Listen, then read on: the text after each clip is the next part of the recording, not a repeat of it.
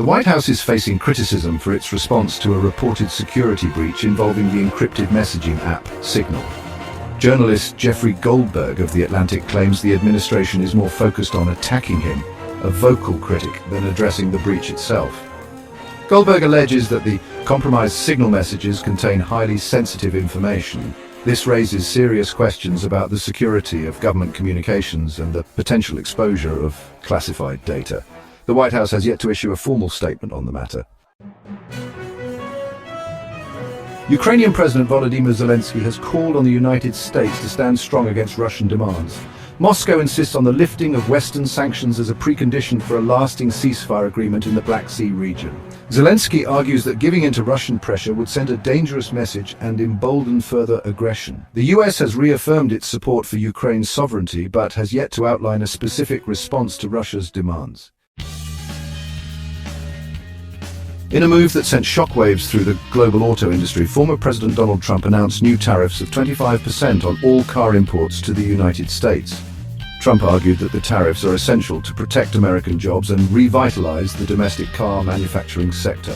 However, industry analysts warn that the tariffs could lead to higher prices for consumers, disrupt supply chains, and potentially spark a trade war with key allies like Japan and the European Union, who are major car exporters to the US. A frantic search is underway in Lithuania for 4 US soldiers who have been missing for 2 days.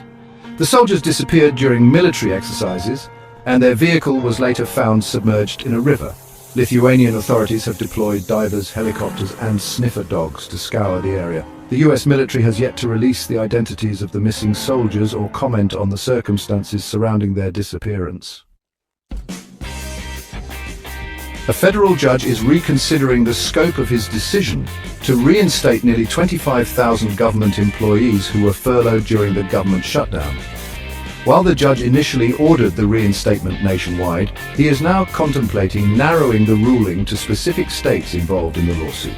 The judge's decision has significant implications for thousands of federal workers who have been without pay during the shutdown. It also highlights the complex legal battle over the shutdown's impact on government employees and their rights.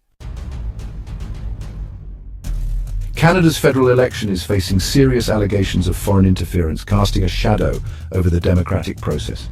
Intelligence officials claim that India, China, Pakistan, and Iran have all attempted to influence the election through various means. These alleged efforts include sophisticated disinformation campaigns on social media, attempts to manipulate diaspora communities, and potential cyber attacks targeting election infrastructure. Canadian authorities are investigating the extent of the interference and its potential impact on the election results. A limited ceasefire agreement, brokered by the United States, has come into effect between Russia and Ukraine. The agreement aims to allow for the safe passage of grain shipments through the Black Sea and halt attacks on critical energy infrastructure. However, key details of the ceasefire remain disputed, and tensions are still high. Both sides have accused each other of violating the terms of the agreement, and it remains unclear whether this fragile truce will hold. That's all for today's top 7 breaking news stories. Stay informed and stay safe. See you next time.